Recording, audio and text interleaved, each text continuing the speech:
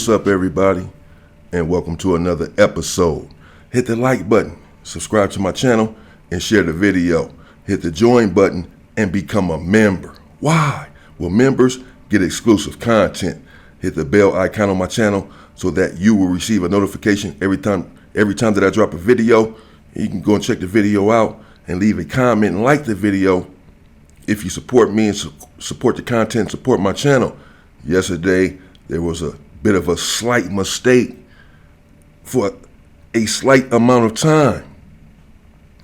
The members only video was dropped to the public for about 10 minutes. I apologize to my members. So some of you got a sneak peek without paying for the membership. God bless you. You got away with it. It won't happen again. That's for sure. Now, let's get into this story.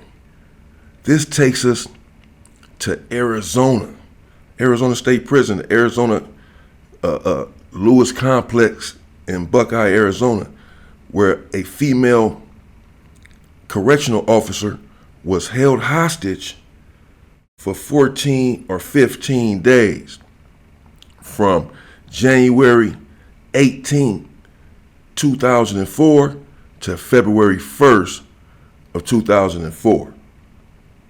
And she was held hostage by two incarcerated people. What happened was Stephen Coy, 40 years old, had been serving a life sentence since 1993 for a liquor store robbery in which it was alleged, and he was eventually found guilty of entering the liquor store, robbing the female clerk inside of the liquor store, and then SAing her, assaulting her, raping her, while his pregnant wife waited outside in the getaway car. This is Stephen Coy, age 40. So he's married, and his wife is pregnant, and his wife is outside in the getaway car. And he goes in the liquor store, according to reports, robs the liquor store, and while his pregnant wife is in the car waiting to get away, he is in there assaulting the liquor store clerk. He received a life sentence. And he had another crime spree at about the same time that he had other charges as well. Ricky Wasnar was his cellie, or Wazenar, 39 years old. He was serving a 28-year sentence for robbing an adult bookstore and then firing at the police. This is what was alleged, and he eventually was found guilty of this and was serving a 28-year sentence. And according to them, in interviews later given, they had hatched a plan to escape. Sick of Arizona's prison system, serving a life sentence, and the other serving a 28-year sentence, decided that it was time to go. They both worked in the kitchen in the wee hours. They worked the graveyard shift, apparently, because this incident transpired at 3 a.m. in the morning. And they came out of their cells to go to work, having hatched this plan to get out of the prison system. They both had makeshift knives, and they came out and went to the kitchen to work their regular shift. When they got to the kitchen, Ricky Wazenar took a correctional officer at knife point and made him strip out of his uniform. He then shaved his beard right there in the kitchen and put on this officer's uniform. He instructed, according to reports, he was calling the shots, his cellie / crimey Stephen Coy to tie up the Department of Corrections kitchen staff that also worked there. Some reports said he also tied up another corrections officer. I don't know. Certainly, he tied up a kitchen worker that was a civilian. Once they tied them up, they told the inmates that were there in the kitchen to go inside of some storage facility in which they locked them in. How did that happen? Y'all just had them at knife point, told them, y'all going there. Nah, I ain't going no damn where. What the hell? But they had the inmates, apparently, and put them in a storage facility and locked them in there. Or I guess they didn't want any part of this escape attempt. According to later reports, the inmates said that they didn't want any parts of it. After the inmates were put inside of the storage facility and the guard was tied up, and now Stephen Weisener had on the officer's clothes and they shaved his beard and they tied up the kitchen worker. Well, Ricky Weisener, I think I just said Stephen Weisener, it's Ricky Weisener and Stephen Coy. Ricky Weisener, once he had on the uniform, came out of the kitchen. The plan was to go into the gun tower because it is always stocked with an arsenal of weapons, is the gun tower. The plan was to go in there, arm themselves with weapons, and then make their escape. So Ricky Weisener makes his way to the gun tower. Inside of the gun tower is a female correctional staff at the age of 33 years old. Her name is Lois Fraley. Also in the gun tower is a rookie officer who had just been working for 3 months, 21 years old. His name was Jason Ock.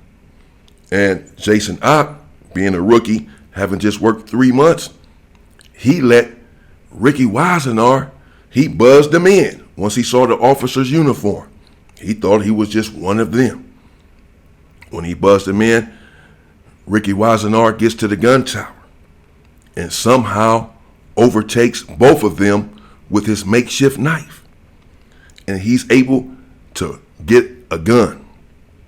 Once he gets the gun and takes both of the COs hostage, he realizes down below he hears a commotion and realized that his crimey/celly, Stephen Coy, is being wrestled down by officers there down below. They have him and they're trying to subdue him, and he has his knife. Stephen Coy. Again, Weisener has already breached the tower, and he's there, has the CO's hostage, and he has a semi-automatic rifle. Once he sees the commotion down below and sees that his crimey is having problems getting away from the officers, he opens fire. Does Weisener from inside of the gun tower. Shoots down at the COs. They let his crimey go, Stephen Coy, and Stephen Coy is able then to get to the gun tower as well.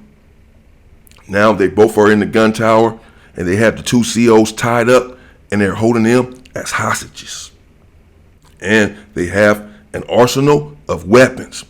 And now it has been made abundantly clear to all of the authorities there that they are willing to use these weapons because he just shot at the officers. Now all bets are off. They are all in. Perhaps they were all in the moment they stepped out of their cells. But whether they were or not, they're certainly all in now because now they've shot at the officers. And they began to negotiate with the officers. In fact, the officers during this hostage situation was sending up cigarettes, food, and toiletries. First, they were using a Department of Corrections robot to make these exchanges. In exchange for the cigarettes and food, they would have to turn in ammunition. The inmates who had the COs hostage would turn in ammunition, and they would get food and cigarettes in exchange. This went on for some time. In fact, the very first morning, the next morning of the hostage situation, they demanded a helicopter and a pizza. They did not receive it, but they were getting food. But they, according to reports, and later on, Lois Fraley, who ended up writing a book about her ordeal, they were not giving her much of the food. In fact, she lost 30 pounds in the 2 weeks that she was held hostage. And during that 2 weeks, they tortured her and raped her. They assaulted her. Both of them did throughout the ordeal. Now, her co-worker, Ak, the 21-year-old rookie, had been released on January 24th. They held him hostage for about 6 days, and then they let him go. And when they let him go, Lois Fraley had a message for her 12-year-old daughter, Kyla. I love you, and I hope to make it out. He delivered that message to her 12-year-old daughter, Kyla. Lois Fraley later said that she was losing hope and that she thought that she was going to die in there, because she said that they both had life sentences. Come to find out, one had a life sentence and one had 28 years. But at the time, apparently, she believes that they both have life sentences and have nothing to lose. They're starving her out, and they're abusing her, and they're raping her. Probably part of the reason that they let the other officer go, so he wouldn't even bear witness to this. They can just have her alone. Again, she was a 33-year-old officer who was working there in the gun tower when it was overtaken. And they're negotiating. And sometimes they're letting the authorities speak with the CO hostage, Lois Fraley. She's talking on the phone with the authorities, letting them know that she's still alive and that she's okay. They're also able to see her at times in the tower because they're using her as a human shield. And so the officers can see, the authorities there can see that she's still alive and breathing, but perhaps barely holding on because she's lost an ample amount of weight and she's being abused and tortured this entire time. It's a day where 3 years ago I walked out, and now here I am amongst great people, and I have something else to offer them. So they're negotiating, and they negotiated to where they would do an interview with the radio station right then and there, the two inmates. So one of them, Ricky Wisenar, spoke with the radio station while the hostage situation was transpiring and said that it was an escape attempt, that it had went bad. And now, since the escape attempt went awry, they were all in and didn't really know what to do. They had to just finish it out. And they continued to negotiate with the authorities via telephone and radio interviews and such. And they told the authorities, if you fire upon us, we're going to use her as a shield and you will be firing upon her. And eventually, after 15 days of this standoff, of this hostage situation where this female officer's life was in danger and she was being abused and the other officer had been released. Finally, they negotiated with the authorities and said, if you transfer us to an out-of-state prison, we'll let her go. That was the agreement, that they transfer these two to an out-of-state prison, and that if they agreed upon that, they would surrender. That's all they eventually wanted. And after 15 days or so, on February 1st, 2004, they released her. They walked down the gun tower with her right there. They still had their weapons. They said when they got down to the ground that they would discharge, that they would let go of their weapons once they got down there. But in the meantime, they were going to have to hold on to them. They got down below and they threw their weapons out and proned out on the ground and were bum rushed by the officers, and Lois Fraley was taken to the hospital.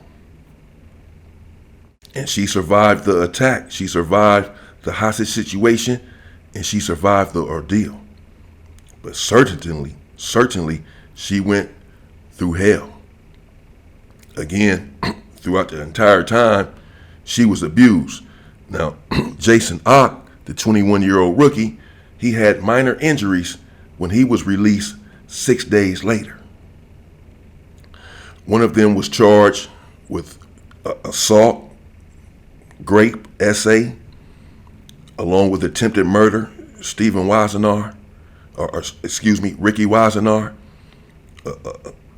attempted unaliving, rape, and 14 other various assault charges, kidnapping, etc. And the Federal Bureau of Prisons had came and remanded both of them when the hostage situation was over. And that's what happened there at the Arizona complex in Lewis in Buckeye, Arizona in 2004, where again, these guys hatched an escape plan. The plan went awry. They had taken a CO, switched out clothes with him, shaved off his beard, got to the gun tower, shot at the police, and held them hostage for 15 days. Well, at least held Lois Fraley hostage, the female officer, for 14 or 15 days, and held the 21-year-old rookie, Jason Ock, hostage for 6 days and released him on January 24th with minor injuries. And she survived the ordeal and went on to write a book. She had moved to Los Angeles and she had did interviews. And from my understanding, she never worked in prison again. She now has a foundation for people who have been held hostage and went through similar horrific ordeals. I had to really get myself together and realize that, I'm not in there anymore. I'm out here, I'm safe. She survived the attack, and I don't know what their sentence ended up being, if they were found guilty or what have you of this offense. I'm assuming so. They admitted to it. I don't know how it can be mistaken identity. They took the gun, they breached the gun tower somehow. And the spokesperson for the Department of Corrections there in Arizona has said that it was very challenging because the gun tower was designed to be impenetrable.